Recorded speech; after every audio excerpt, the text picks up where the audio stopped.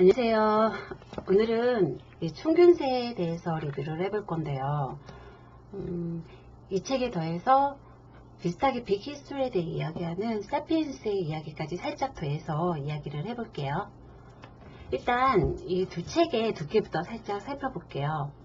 이 두 책의 분량을 합치면은 거의 1400페이지에 가까운 분량이거든요. 그래서 어떤 분들은 책을 읽기도 전에 이 페이지 수가 너무 많아서 이 분량에 압도당해가지고 살짝 부담스러운 생각이 들 수도 있는데, 개인적으로 이 두 책 모두 상당히 읽을 만한 가치가 있는 책이라고 생각을 해요.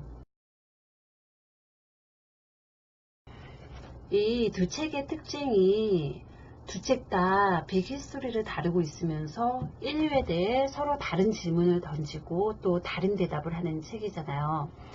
사실 읽다 보면 되게 비슷한 내용, 비슷하고 겹치는 내용들이 참 많았던 것 같아요. 어떻게 생각하면 역사에서 일어났던 일들의 순서가 바뀌지는 않으니까 뭐 당연한 것일 수도 있는데, 그래도 생각했던 것보다 훨씬 더 많이 비슷한 내용, 또 그리고 비슷한 아이디어가 많이 언급됐던 것 같아요. 일단 이 두 책의 차이부터 이야기를 하자면, 총균세는 연구 결과를 이야기하는 논픽션에 해당하는 책이고요. 반면에 이 사피엔스는 역사적 사실에다가 저자의 상상에 더해져서 쓰인 픽션에 해당하는 책이죠. 그래서 확실히 지루하지 않게 읽을 수 있는 책은 이 사피엔스인 것 같아요. 평소에 독서가 습관화되지 않은 사람이라면 이 사피엔스를 읽는 게 더 재밌게 읽을 수 있는 독서가 되지 않을까, 그런 생각을 조심스럽게 해봅니다. 사실 총균세를 읽게 된 계기가 사피엔스 책의 마지막 부분에 유발 하라리가 총균세를 읽고서 많은 영감을 받았다라는 말을 보고서 읽게 됐는데, 어쩌면 사피엔스를 먼저 읽고 총균세를 읽은 게 저한테는 참 다행이었다는 생각이 들어요. 그만큼 총균세가 처음부터 끝까지 한 장 한 장 넘겨가면서 읽어나가기가 쉬운 책은 아니라는 이야기인데, 그래도 다 읽고 나면 읽어보기를 참 잘했구나 라는 생각을 들게 하는 책이 바로 이 책인 것 같아요. 총균세의 책 출간일을 살펴보면 1998년도니까 거의 20년이 된 책이죠. 그럼에도 불구하고 아직까지 이렇게 많은 사람들한테 읽히고 언급되고 있는 것을 보면 확실히 명저는 명저라는 생각이 듭니다. 먼저 사피엔스가 던지는 질문을 살펴보면 인간이 어떻게 세계를 정복했는가이죠. 그리고 이에 대한 대답으로 언어를 사용하는 인간들에게만 가능한 허구의 이야기를 만들어내는 능력이 세계를 정복하게 했다라고 말을 하죠. 예를 들어서 돈, 종교 뭐 이런 것들 실제로는 눈에 보이지도 않고 우리가 만질 수도 없고 실제가 없는 것들이지만, 현실에서는 우리는 이런 것들을 매우 중요하게 생각하고 또 어떤 사람들은 맹신하기까지 하잖아요. 반면에 총균세가 던지는 질문은 왜 각 대륙마다 문명의 발전 속도가 다르게 진행되었는가인데요. 다르게 말하면 왜 선진국은 선진국인 거고 후진국은 후진국인지에 대한 질문이라고 할 수도 있는데, 이에 대한 대답으로 총균세는 총, 균, 쇠, 즉 무기, 병원균, 쇠라고 말을 하죠. 그리고 현재 강대국들로 남아있는 국가들은 과거에 이런 것들을 먼저 가지게 됨으로 인해서 작은 대륙들을 정복하면서 부를 쟁취해 나갔다고 얘기를 합니다. 그리고 이런 총균세를 먼저 가질 수 있도록 해준 것이 바로 식량 생산의 힘이었다고 이야기를 하죠.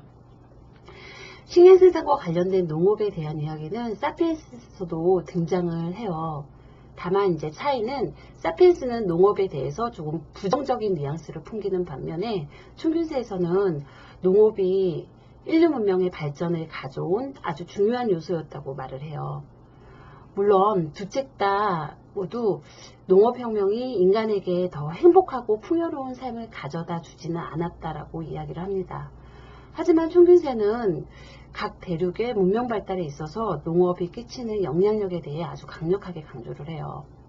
그 영향력이라는 것은 즉 농업을 이용해서 식량 생산을 빨리 시작한 곳일수록 문명의 발전 속도도 더 빨랐다는 것이고요. 또 그로 인해서 강력한 힘을 얻게 되었다는 것이에요. 그리고 각 대륙 간에 이렇게 식량 생산으로 인한 힘에 대한 차이를 만들어준 더 근본적인 요인은 바로 각 대륙의 지리적, 환경의 차이라는 것이 총균세의 핵심 내용이에요. 한마디로 말하자면 선진국들이 선진국인 이유는 그 나라의 사람들에게 특별한 유전적 차이나 능력이 있어서가 아니라 인간 사회가 시작할 때부터 애초에 가지고 있던 환경적인 차이 때문이라는 것이죠. 이렇게 간단하게 요약만 하니까 크게 와닿는 내용으로 느껴지지 않죠. 그래서 직접 책을 읽어봐야 할 필요성이 있는 것 같습니다. 총균세는 책 초반을 읽기가 좀 지루했던 것 같아요. 근데 연구 논문 내용이라서 초반 내용만 잘 읽으면 그 이후의 내용들은 모두 서론의 내용들을 논증하는 내용들이라서 같은 주장의 내용들이 계속 뒤로 갈수록 반복되거든요. 그래서 점점 더 읽기가 수월해지는 것 같아요. 저 같은 경우에는 총균세를 읽고 세계를 좀 더 다른 방식으로 이해할 수 있게 된 것 같아요. 예를 들면은 예전에는 그냥 눈에 보이는 것만으로 미국은 강대국, 대한민국은 이 강대국들에게 무시받는 힘없는 나라라고만 생각했다면 이제는 왜 미국이 강대국으로 남아있을 수밖에 없는지를 이해할 수 있게 된 거죠. 그리고 매일매일 식탁 위에 밥 한 공기를 보면서도 이런 안정적인 식사 한 끼를 할 수 있음과 없음이 우리 생활에 어떤 차이를 불러올 수 있는지도 한 번 더 생각해 보게 되고요.